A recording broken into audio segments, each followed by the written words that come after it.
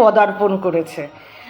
সেতে সারা বিশ্ব মানে তখনকার রাজা মহারাজ দেবতারা এত গর্বিত যে কই এত ভালো স্ত্রী দেখা যায় না। কাউকে নিজের মুখও দেখায়নি, কারোর মুখও দর্শন করেনি, ও পুরো ঘুমিয়ে কাটিয়েছে। এর জন্যই নাকি নাম হচ্ছে উর্মিলার ঘুম, ওটা নাকি নাম করা। আর উর্মিলার ঘুম মানে হচ্ছে ওরকমভাবে যদি তুমি নির্বিকারভাবে ঘুমিয়ে থাকতে পারো, তোমার স্বামী সারা বিশ্বের বড় বড় অনেক দায়িত্ব পালন করতে পারে। অর্থাৎ শ্রীরামকে আশীর্বাদ করলো না লক্ষণকে, সেইভাবেই তো হলো, যার জন্য তো যে জগন্নাথ বলরাম এও কিন্তু রাম লক্ষণ, বুঝতে পেরেছো? যে আমার সঙ্গে সঙ্গে সবসময় তুমি থাকবে। এই এত বড় জিনিস গেইন তখনই করতে পারে স্ত্রী যখন কোঅপারেটিভ হয়। আর কোঅপারেশন কিভাবে করলো? ঘুমিয়ে। চিন্তা করতে পারো কি সুন্দর। আমি এটা পড়েছি, খুব ভালো লেগেছে আমার।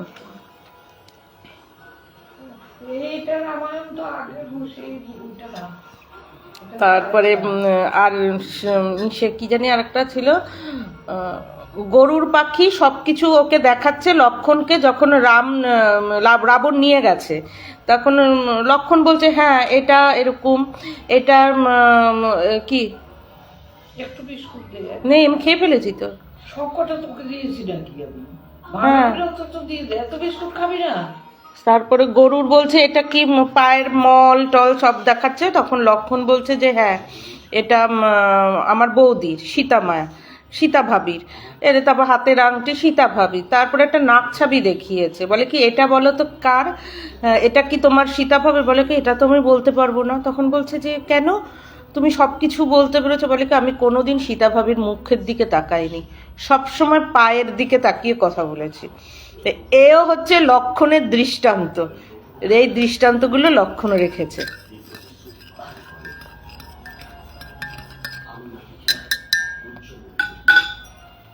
কত ভদ্রস্থ। জীবাণু, এই জন্য এই রামায়ণটা আগে দেখেছি, বুঝতে পারিনি, এখন আর দেখি না। অরুণ গভীরেরটা 7:30। অরুণ গভীর তো বোধহয় মারা গেল। রামও মারা গেছে, লক্ষণও বোধহয় মারা গেছে, কর্ণ মারা গেল কিছুদিন আগে। কর্ণর কথা বলা হয় প্রচন্ড ত্যাগী, কিন্তু ওই যে সৎসঙ্গে স্বর্গবাস, অসৎসঙ্গে সর্বনাশ। ও হ্যাঁ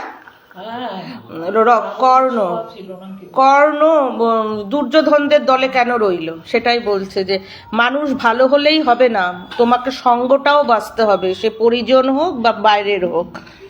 পরিজন সে না থাকলে কোনোদিন হবে না, তোমাকে সঙ্গ ত্যাগ করতে হবে, লোভ ও সেটা ত্যাগ করতে হবে। ওর নীতি হচ্ছে আমি যাকে ধরেছি তাকে আমি ছাড়বো না, তোমাকে অসৎকে ধরে থাকলে হবে না। এর জন্যই ওর এই অবস্থা। কর্ণ একমাত্র অভিমন্যুর মৃত্যুর পরে শ্রীকৃষ্ণ বুকে হাত দিয়ে কেঁদেছে, যে এত বড় পাপ কি করে করলো, এত বড় রথী মহারথীরা অসম যুদ্ধ কি করে করলো।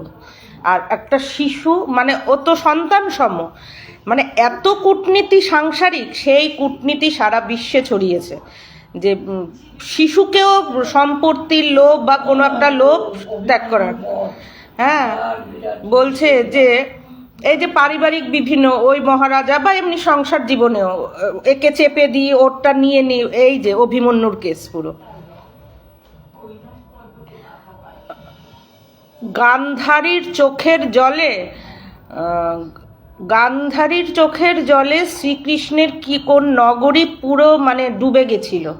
গান্ধারীর চোখের জলে শ্রীকৃষ্ণ ভয় পেয়ে গিয়েছিল, যে কারণ এত সতী নারী, মানে এত পবিত্র আর এত মানে মানে আদর্শ মানুষ, পাপহীন, যে তার চোখের জলে শ্রীকৃষ্ণের কি নগরীটার নামই ভুলে গেছি, ওই হয়ে গেছিল।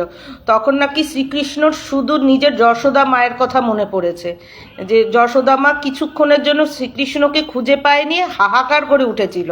আর গান্ধারীর এক একটা সন্তান মারা যাচ্ছে, কেমন লাগছে ওর। কিন্তু কি করবে, ওই যে ধৃতরাষ্ট্রের বলছে মানে কানা খোড়া যেটাকে বলা হয়, মানুষটার ভিতরে এত মানে গ্লানি, এত কদর্য, এরকম হয় কি করে? তার সন্তান মরে যাচ্ছে, তার কোনো ব্যাপার না।